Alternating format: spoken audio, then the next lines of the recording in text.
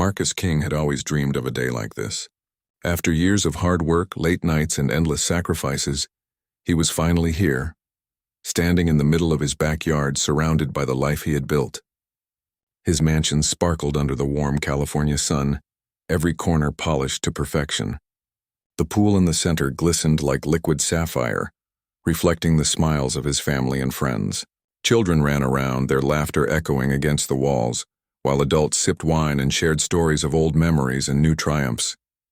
This day was more than just a celebration. It was a statement. Marcus had faced countless obstacles, some invisible, others obvious. As a black man, he had learned early that the world would often doubt his abilities, his intelligence, and even his worth. Every setback had been a lesson, every failure a stepping stone. Now, as he looked around at the joy and peace in his home, he felt a quiet pride. This was proof not just of wealth, but of resilience, courage, and determination. The smell of barbecue floated in the air, mixing with the scent of sunscreen and flowers from the garden. Marcus watched his wife, Teresa, laughing as she helped their youngest daughter climb out of the pool, dripping water everywhere. He couldn't help but smile at the sight. Life had been challenging, but moments like this made every struggle worthwhile. For a moment, he allowed himself to relax completely, to forget about the pressures of business investments and the constant vigilance he had learned to maintain in a world that sometimes saw him as other. Music played softly, a gentle rhythm that made even the birds seem to hum along. Guests lounged on chairs and towels, chatting, splashing water, and enjoying the rare luxury of complete peace. Marcus walked to the edge of the pool, looking at the reflections dancing in the water. Each ripple seemed to tell a story, of late nights in offices, of deals closed against impossible odds, of nights spent worrying about bills, taxes, and the future. But today all of that felt distant. Today life was perfect, or at least it seemed so. He glanced at his father's old photo on the mantel inside the house. The man had worked multiple jobs, had faced discrimination and unfairness daily, and yet had never given up. Marcus had carried that lesson in his heart all his life. No matter how heavy the world's hand pressed down, you could rise. He felt a wave of gratitude wash over him, and he whispered a quiet thanks to the universe, to his family, and to everyone who had supported him along the way. But life, Marcus knew, had a way of reminding you that no victory was without its shadows. The afternoon's warmth, the laughter, and the calm were suddenly pierced by an unexpected sound, the crunch of shoes on gravel at his gate. Marcus frowned, his heart tightening in a small instinctive panic. He turned and saw 3 men approaching, wearing dark uniforms and badges that gleamed in the sunlight. They looked official, but something about their posture, their confidence, and the way they scanned the area made Marcus uneasy. Before he could speak, one of the men raised a hand. "HOA enforcement," he said sharply.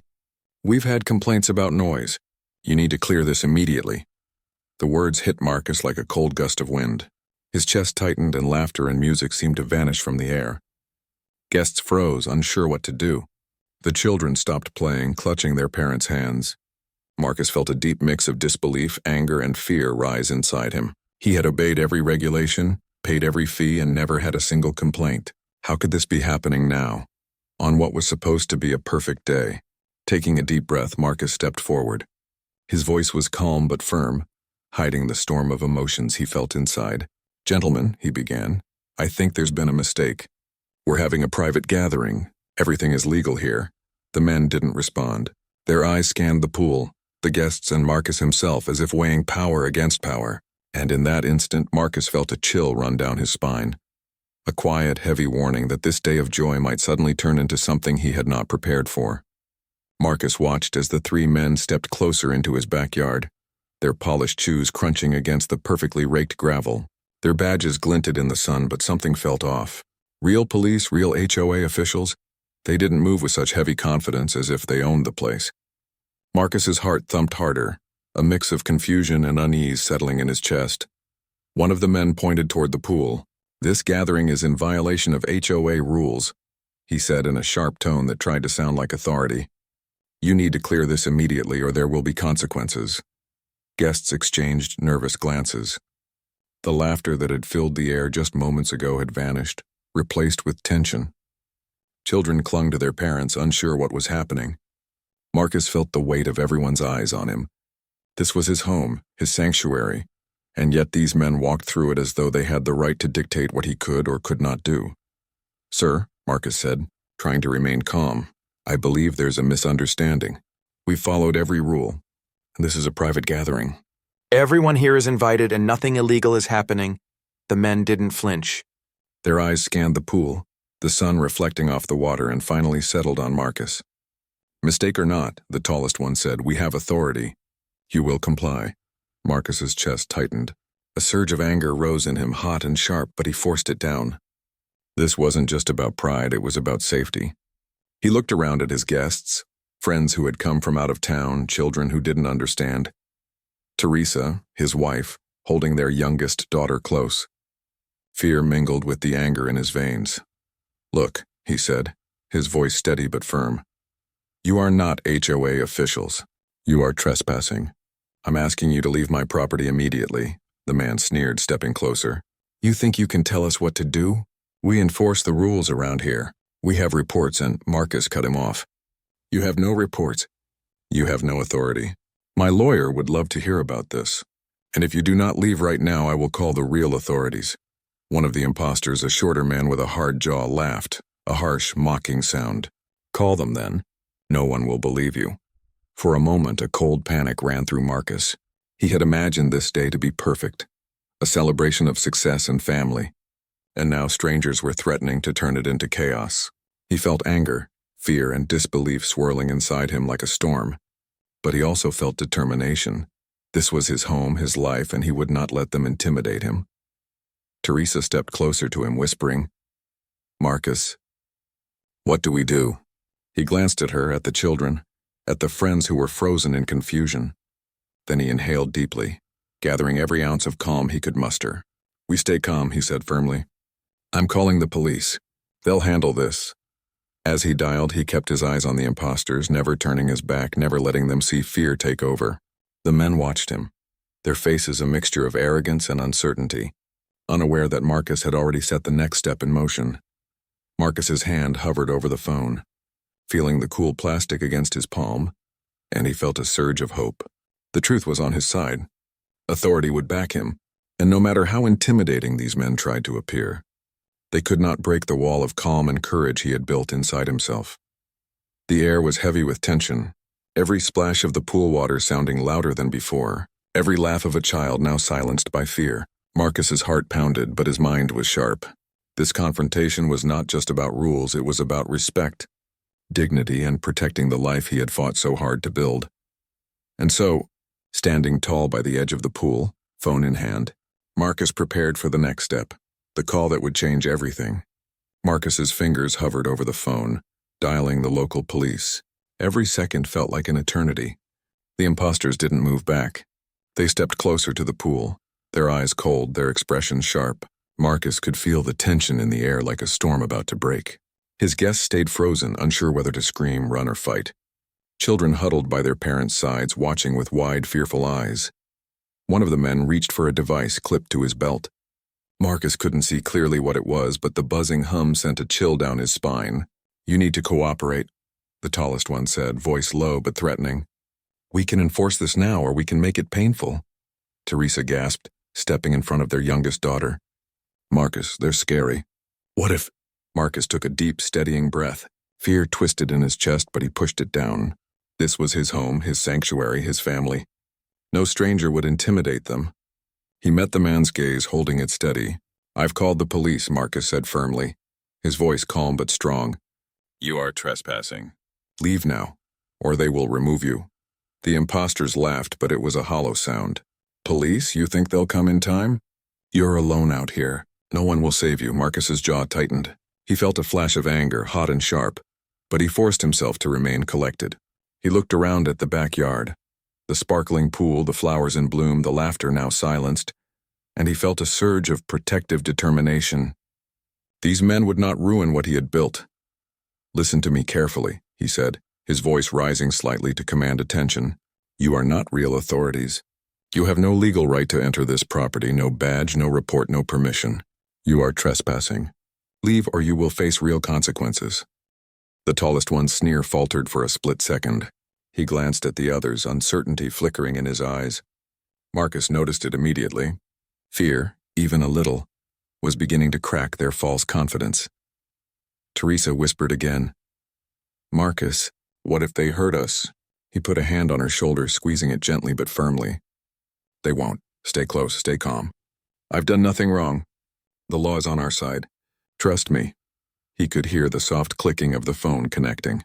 The line went through and Marcus spoke clearly to the dispatcher, explaining the situation. The men, the fake badges, the threats, the trespassing.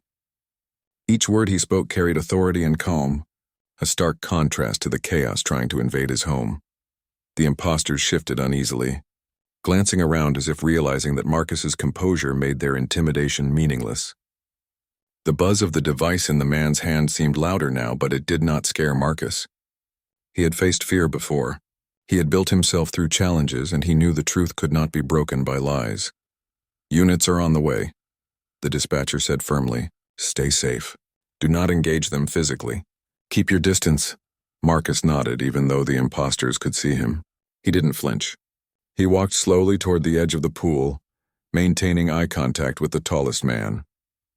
Every movement was calm, deliberate, and confident. The others were tense, shifting nervously, realizing that Marcus was not the victim they expected.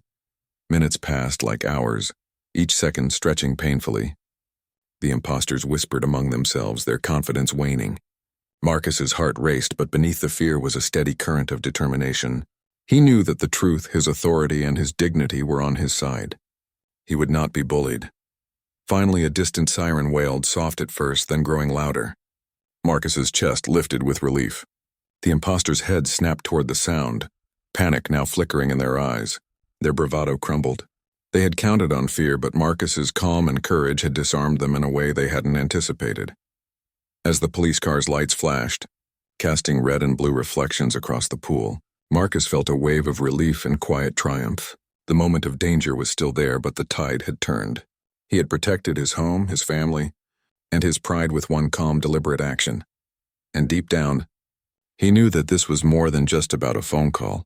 It was about standing firm even when fear knocked at the door. Marcus could hear the sirens growing louder, cutting through the tension like a lifeline. His heart still pounded, but for the first time in minutes, hope began to push through the fear. The imposters froze, their false confidence wavering as red and blue lights danced across the shimmering pool. One of the men, the tallest, stepped back instinctively. His hand twitched near the buzzing device at his belt, but it was clear that the presence of real law enforcement was changing the rules of the game. He shot Marcus a glare, trying to maintain control, but the menace was already slipping from his voice. "Units are here," the dispatcher's voice had said, and now Marcus could see the police cruiser pulling up at the edge of the property. Two officers stepped out, their presence solid, authoritative, and unmistakably real. Their badges caught the sunlight as they approached, and the imposters' eyes flickered between them and Marcus. Panic was beginning to crack their facade. "Sir, step away from the pool area," one officer commanded, voice calm but commanding. "You are not authorized to be here. This is private property and you are trespassing." The men exchanged nervous glances. They had expected compliance, maybe even intimidation. They had not expected to be confronted with truth, authority, and calm all at once. Marcus could see the fear creeping into their eyes, the shaking in their hands. The tallest imposter tried to speak, but his words faltered, lacking any real force. Marcus felt a rush of relief, but he didn't relax yet. He stood tall, proud, and unwavering, every bit the protector of his home and family. Guests began to breathe easier, their anxiety melting slowly as the imposters were clearly losing their battle of intimidation. The children, still close to their parents, peeked at the officers, realizing that safety had returned. The officers methodically began to separate the men from the pool area. One of them read rights aloud, another checked identification. The imposters sputtered excuses, tried to bluff, but everything fell apart under the gaze of law and truth. Marcus watched as their bravado crumbled, replaced with the helplessness of men who had relied on fear rather than honesty.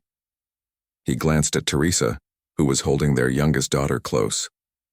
Relief shone in her eyes and a small shaky smile appeared on her lips. Marcus reached for her hand, squeezing it gently. They didn't need words. The moment said it all. Their home, their family, and their dignity had been defended without violence. Courage and composure had won. The imposters were escorted toward the police car.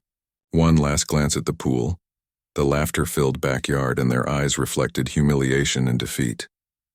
Marcus felt no joy in their downfall, only a deep satisfaction that justice had prevailed, that fear had not won, and that his home remained sacred. As the officers spoke with Marcus, taking statements and ensuring his safety, he felt a wave of emotion, gratitude for authority that worked, pride in himself for staying calm under pressure, and love for the family that had trusted him to protect them. It was a moment he knew he would remember forever, a story of resilience, of standing firm, and of truth prevailing against false power.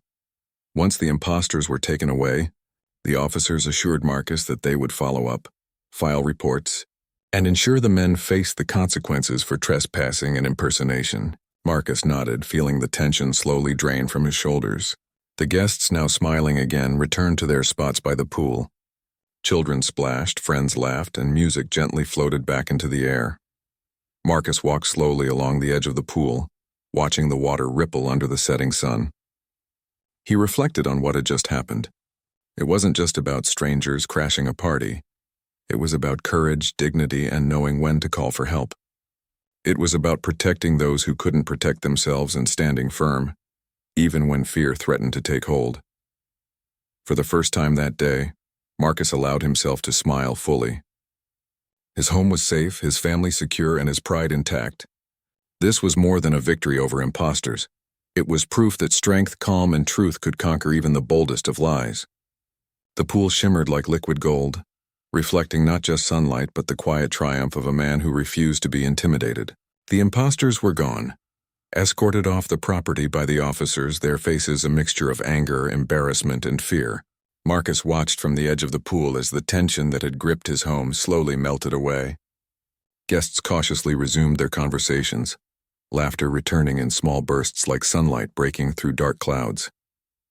Children dipped their toes back into the water, and Teresa exhaled a shaky breath, finally letting herself relax. Marcus felt a weight lift off his chest. For a few hours, the joy of the day had been threatened by fear and deception, but now reality had restored its balance. He walked through the pool area slowly, greeting his friends with a soft smile. Every handshake, every word of reassurance felt heavy with meaning. This wasn't just about a disrupted party. It was about standing firm, protecting family, and proving that truth and calm could conquer false threats. He noticed the way his guests looked at him, some with admiration, others with relief. They had witnessed something rare, a man facing intimidation, threats, and fear, yet never losing control, never letting the chaos overpower his dignity. Marcus felt a quiet pride swell inside him, not pride in wealth or in the house or even in the pool, but pride in himself, in the ability to stay composed when everything around him tried to unravel. Teresa approached, her hand sliding into his. "You were amazing," she whispered, her voice trembling. "I was so scared, but you kept us safe." Marcus smiled softly, squeezing her hand. "It's not just me. It's all of us together. We stayed calm. We didn't give them power they didn't deserve." The sun had started its slow descent, casting warm golden hues across the backyard. Marcus looked at his family, at friends now laughing and playing again, and felt a deep sense of accomplishment. The imposters had thought they could intimidate him, shake his confidence, and spoil the celebration. Instead, they had shown just how hollow fear is when met with courage and composure. He knelt by the pool and watched the reflections dance in the water. Each ripple seemed to echo the day's events, the moment of fear, the tense confrontation, and finally the vindication. Marcus allowed himself a small, quiet smile. This victory was more than physical, it was emotional, moral, and deeply personal. He had defended not only his property but also the peace, dignity, and legacy he had worked so hard to build. Guests slowly resumed their positions around the pool, and children began splashing again, their laughter louder and more joyful than before. It was a reminder that life doesn't pause for fear. It moves forward, and sometimes you have to face challenges head-on to appreciate the moments of pure joy.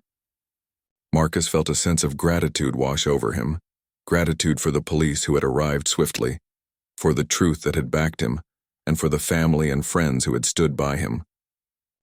Later, as the day drew to a close, Marcus reflected quietly.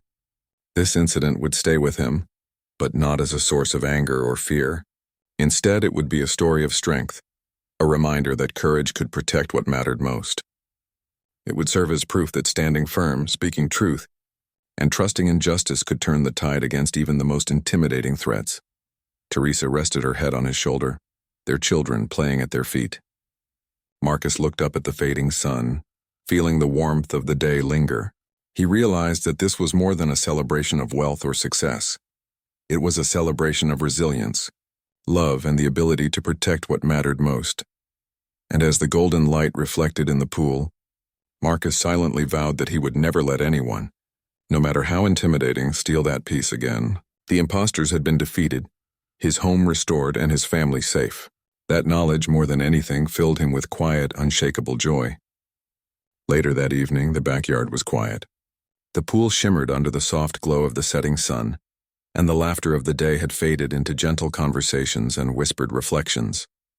Marcus sat on the edge of the pool, his feet dipped in the cool water, and allowed himself to finally breathe.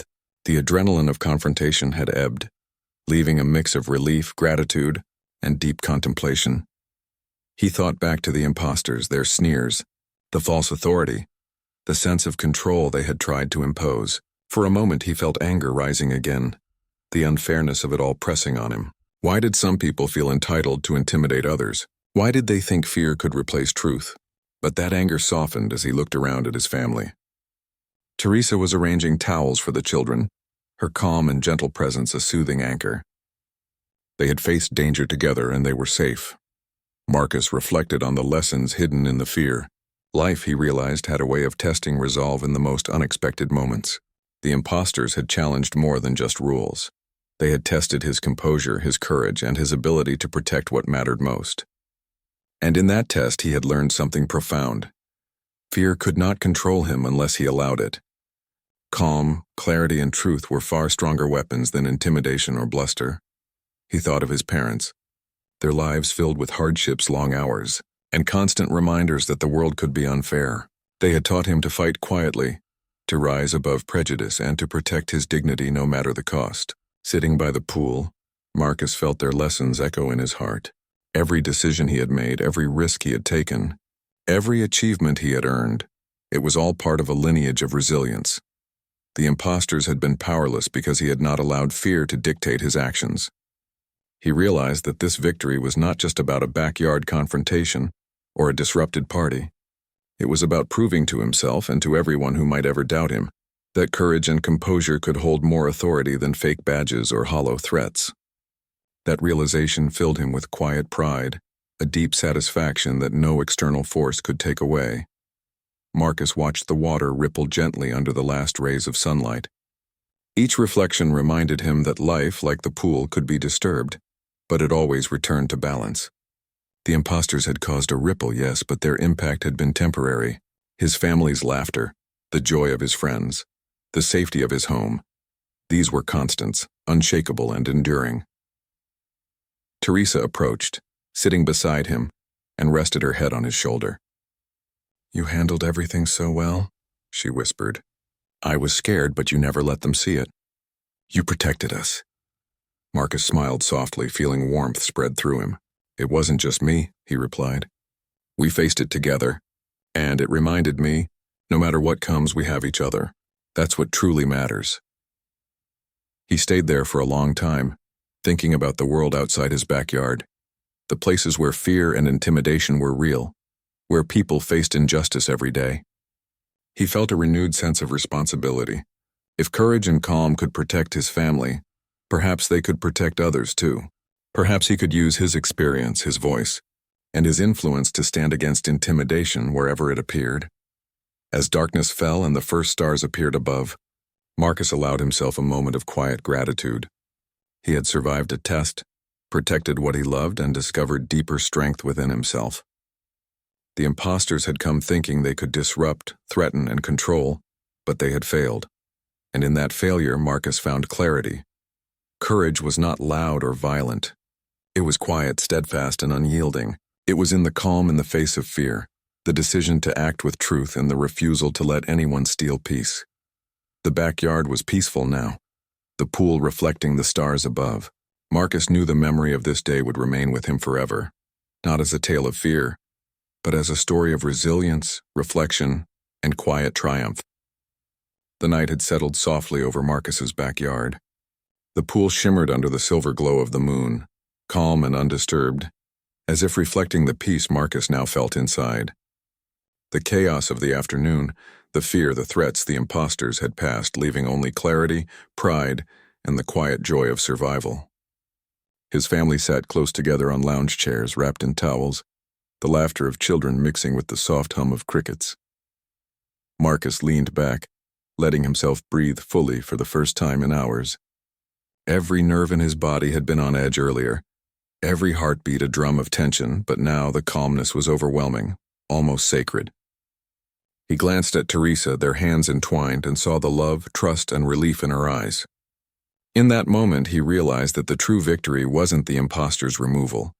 It was the fact that he had protected what mattered most: his family, his home, and his dignity. Word of the confrontation had already begun to spread quietly among neighbors and friends. Whispers of awe and respect reached Marcus even through the calm night. The impostors had thought they could intimidate a man with money, status, or skin color.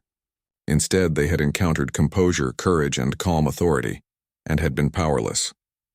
The lesson resonated deeply with Marcus. No wealth, no badge, no lie could ever overpower truth, integrity, or the will to protect what you love. He rose slowly, walking along the edge of the pool, watching the water ripple under the moonlight. The reflection of the stars reminded him that life could be disturbed, shaken, or challenged, but it would always return to balance. The impostors had caused a wave, a moment of fear, but it had been temporary. What remained was the enduring strength of family, the resilience of character, and the quiet power of standing firm. Teresa joined him, her eyes glistening. "You know," she whispered softly, "this isn't just about what happened today. It's about who you are. You faced fear and intimidation, and you never let it break you. You protected all of us." Marcus looked down at her, seeing not only gratitude but also an unspoken understanding that they had shared something deeper than fear. They had shared resilience. "It's not about me," he said quietly. "It's about us. We face life together, and no one can take that away. That's the part that no one can touch." He sat down again, letting the silence of the night wrap around him. The children were asleep in the house, exhausted but safe. Friends had left, returning to their lives, carrying with them stories of courage and calm in the face of intimidation. Marcus allowed himself a rare smile. This was victory, but it was deeper than any material achievement. It was victory of spirit, of character, and of love. In the quiet, Marcus thought about the future. He realized that the world could be unfair, that people could misuse authority or try to bully others, but the truth, courage, and calm he had demonstrated today were weapons that could never be taken. He promised himself that he would use this strength not only to protect his family, but also to inspire others, to show that fear could be faced, intimidation could be met with dignity, and injustice could be resisted without violence. The moonlight danced across the water, reflecting the serenity Marcus felt. He lifted a glass of wine quietly and whispered to the night, to resilience, to courage, to truth, to family. And in that moment he knew with certainty that no impostors, no lies, no threats could ever break what he had built. His home, his family, his dignity, all were untouchable. Wealth could be lost, houses could be threatened, but the strength within, the calm courage, and the love of family, that was eternal. Marcus sank back into the chair, feeling peace settle deep into his bones. The pool shimmered, the night whispered softly around him, and he understood that this day, though filled with fear and uncertainty, had left him stronger, prouder, and more certain than ever of who he was. The impostors had come to intimidate. They had left defeated, and Marcus King, he had remained unshaken, unbroken, and triumphant in every sense that mattered.